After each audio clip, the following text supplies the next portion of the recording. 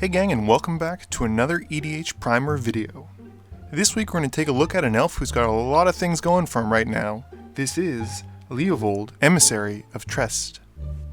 Let's break him down. For 1 black, 1 green, and 1 blue, we get a 3/3 elf advisor with 2 abilities. Leovold's first ability is the one that makes him the most popular. It reads, each opponent can't draw more than 1 card each turn. On its own, this isn't as punishing as it seems, but let's face it, chances are people are going to build around this ability, and so are we. Leovold's second ability reads, whenever you or opponent you control becomes the target of a spell or an ability an opponent controls, you may draw a card. It's a neat little ability and will cost your opponents card advantage when they kill creatures or target you, and all in all, I think it rounds out Leovold really nicely. What makes Leovold such a pain in the butt is his first ability. I don't know if you remember, but I did a video on Nekasar talking about how wheel-type decks that punish players are very frustrating and tend to be very linear. The entire purpose of this deck is to deny opponents the ability to have hands. This can lead to some very unfun games for opponents who might eventually not want to play against this deck. Having said that though, let's look at some fun cards that allow us to do it. I'm sure a lot of you by now are familiar with the Leovold on turn 3 or turn 2, and then follow that up with a Teferi's Puzzle Block to lock out opponents. The way things go down is this.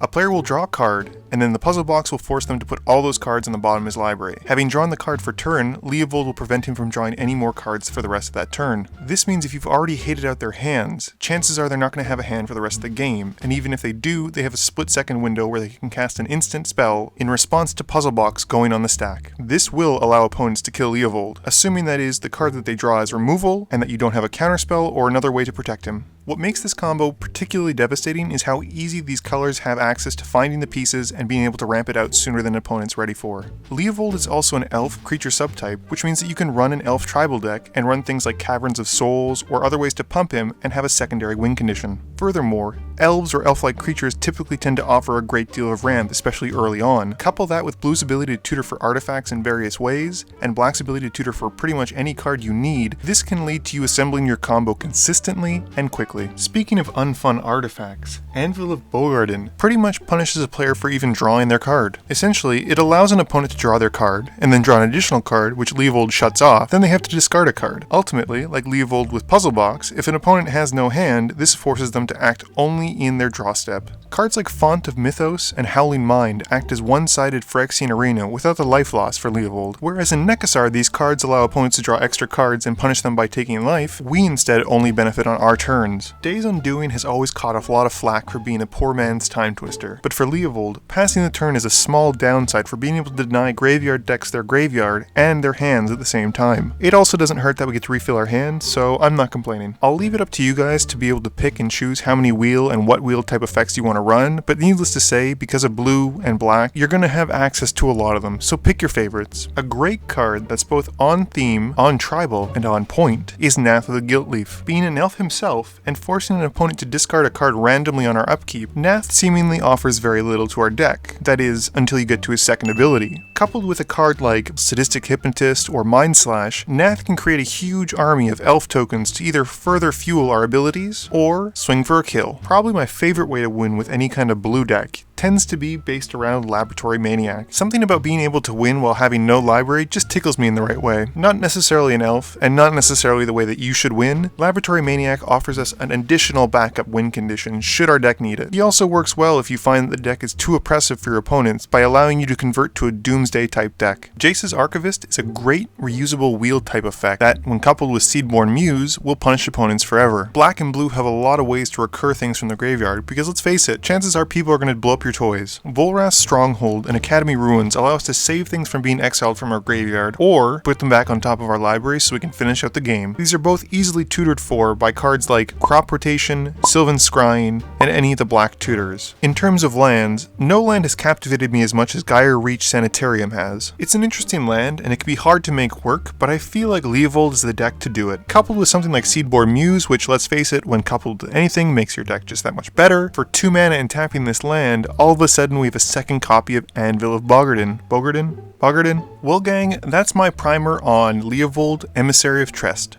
It's a bit short because frankly, a lot of the cards that are good in Leovold are also good in Nekusar. If anything, I think I would rather play against a Nekusar deck because chances are if they resolve a couple wheel spells, they'll probably win, whereas with Leovold, it just means that the games are going to go on longer because no one has hands. As I said with Nekusar and at the beginning of this video, I would be careful and caution anyone who wants to play this deck. These decks lend themselves to be very competitive and very strong and can basically cause your opponents not to want to play anymore. If your opponents don't want to play anymore, then you don't play EDH. So yeah. If anything, I would love to hear your creative takes on Leovold. I was actually fortunate enough to play against this commander recently with my buddy Dario testing out a deck for his friend. He'd built it as elf tribal, so there wasn't really a heavy theme of discard and punishing opponents, but more focused on the fact that he got to draw cards if he tried to remove his threats. It was a lot of fun and I think you guys are going to enjoy it, so look forward to that. As always, thank you guys so much for your continued support and for watching my videos. I really appreciate it. Please be sure to like, comment, share, and subscribe. New videos come out every Monday, so look forward to them then.